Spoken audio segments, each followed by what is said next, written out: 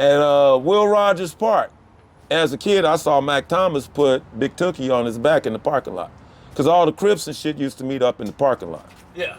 Be very careful who you talk to, because you'll never know who the informant is, who the cooperating witness may be, and you never know somebody who was a friend today may have been flipped the night before and become your enemy tomorrow.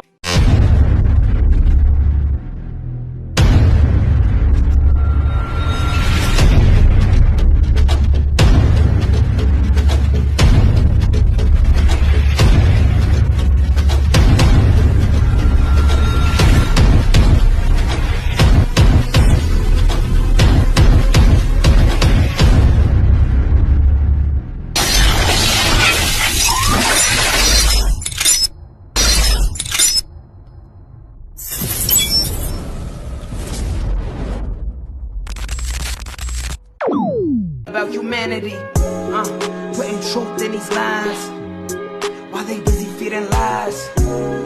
When you got that tunnel vision, gotta open up your eyes. Wake up and go to sleep. Man, I'm praying all times.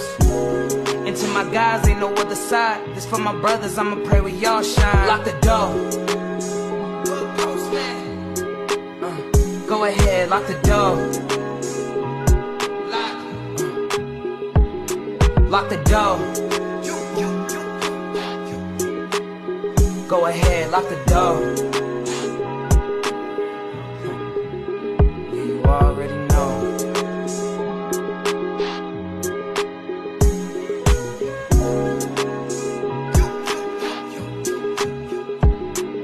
Depending on the lessons, some people eat, some people learn.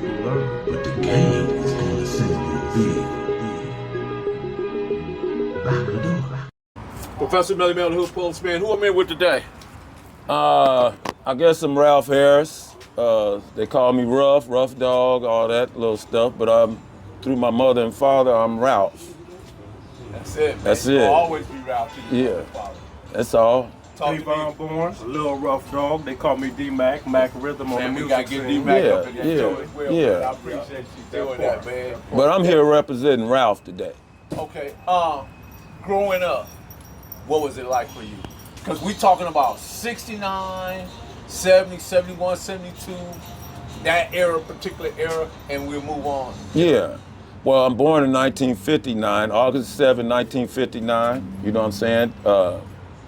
Born and raised Los Angeles, you know what I mean?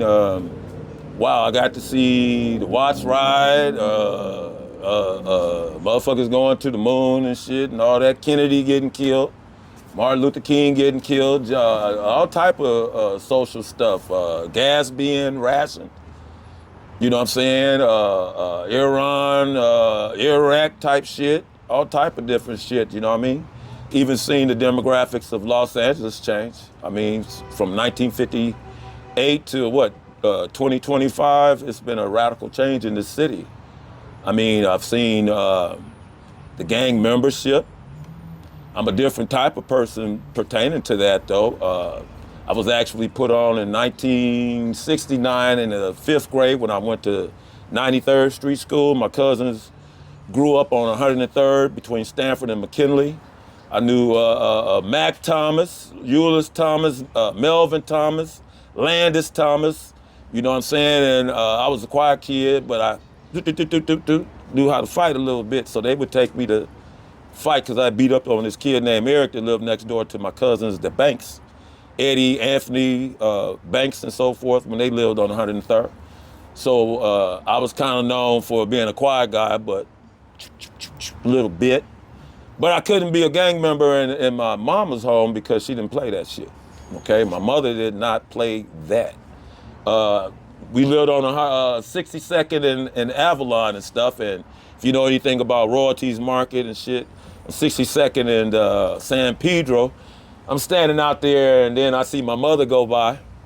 So I'm just standing there like she didn't even stop or nothing, like she didn't even see me. So next thing I know, I hear somebody say, "Who mama is that?" So when I looked around, it was my mother. So next thing I know, they said, "That's his mama." Because yeah, everybody can tell who your mama is because you got that look in your face like. So my mama tell me, get in the car. I get in the car, she not even driving. So she says, so you gang banging? Before I could say anything, she slapped me while she was still driving. Boop! And she told me, looked at me and said, if anybody gonna be gang banging in this family, it's gonna be me. I couldn't tell her I already got put on, mama. So I couldn't just outwardly and all that back then. We had moved from 98th in town, and then on 62nd and Avalon by the gas station right there. I'm a kid that played in the long alleys. I was a Bethune Park boy. You know what I'm saying? Not for gangs, but just going up there swimming and all that type of shit. You know what I'm saying? But, you know, a lot of stuff changed when 1983, 84 and all that, you know, the drugs and all that stuff came through and all that. And before you knew it, everybody and their mama was doing something. And hey, it was a different little situation. So getting out in the streets and shit, people that had already known and been knowing and stuff, they was the homies, you know?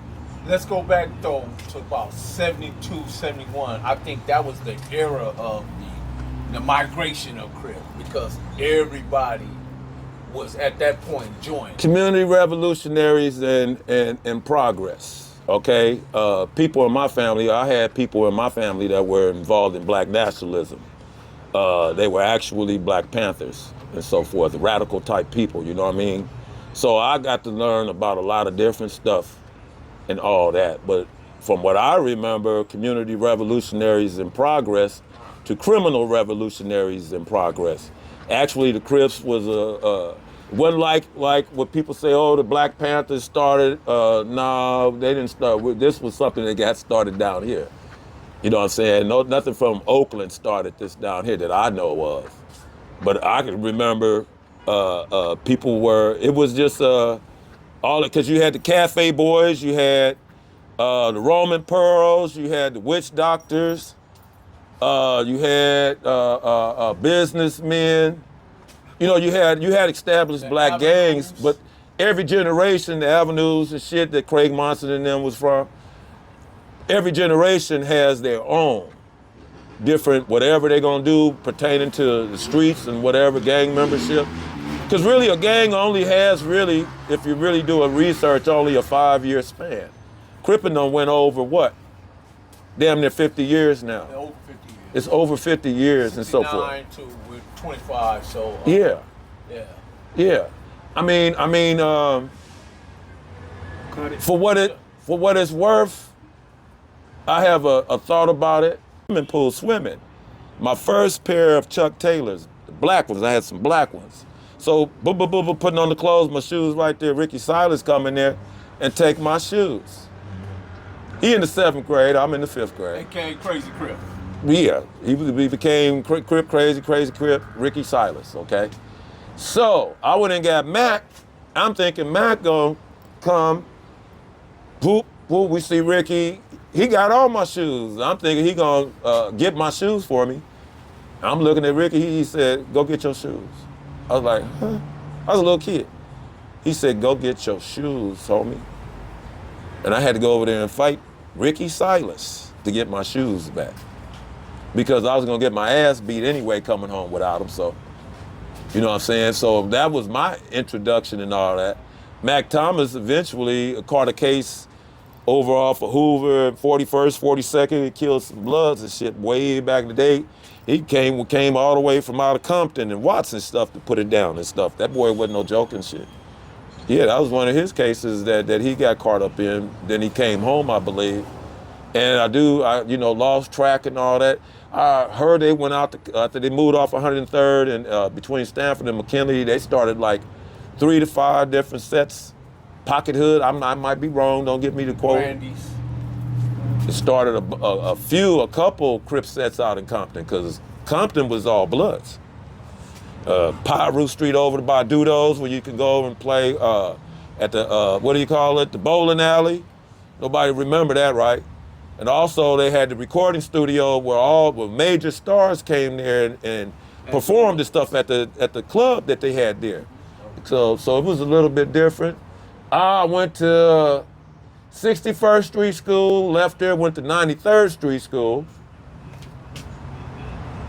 Boom, 7th grade, moved from 98th in town to 62nd and Avalon, ended up going to Bethune. At that time, they still had some kids that was there that was allowed to go to Bethune that had went to recess.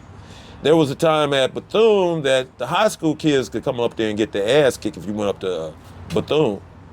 You had you had Big Tookie, Jamel. Let me call some Ed Qualls, that was my buddy. Cowboy and them. Was Alden Jones up there? Alden Jones is older. What you know about Alden Jones? Big arm Alden Come on, Jones. stop that. That's my brother's friend. Man, you know about Alden Jones? The original motherfucking bodybuilder. Yeah. Stop playing. Big arm Alden Stop Jones. playing. I just said the One of the name. first black low riders with a 48-something bomb going down the street. Ow! Bow! When we kids, Alden Jones. Alden Jones would come up to Fremont and take AC Doocy hats, have them this, and leather coats on his both arms, and a stack of AC Doocy's. Y'all don't know about all that. You don't know about all that. And he was big arm Alden Jones. Okay. He could do that type of stuff. Alden Jones was a gang to himself. Okay? He was a gang to himself. East side personality. Cali finest, baby. Proof of grind all the time. Music money. Got a dollar sign. Hub City. I'm a street nigga. Streets fuck with me. I'ma keep pushing products till the feds get me. It's guap off top. Diamond Cartier. That nigga wall won't give a broke bitch the time of day. They see me climbing. They see me shining. That's hard work. Proof of grinding. New money got me tipping in that 550.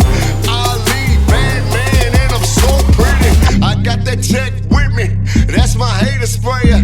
Go big, grind now, nigga, play later. What can I say? I'm addicted to this paper stacking, and I don't talk about it. I just make it happen.